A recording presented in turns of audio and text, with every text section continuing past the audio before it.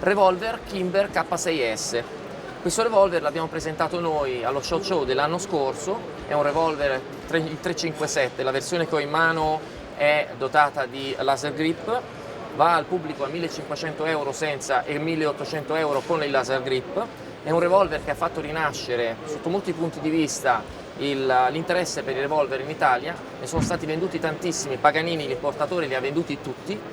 È particolarmente interessante, in calibro 357 Magnum con 6 colpi.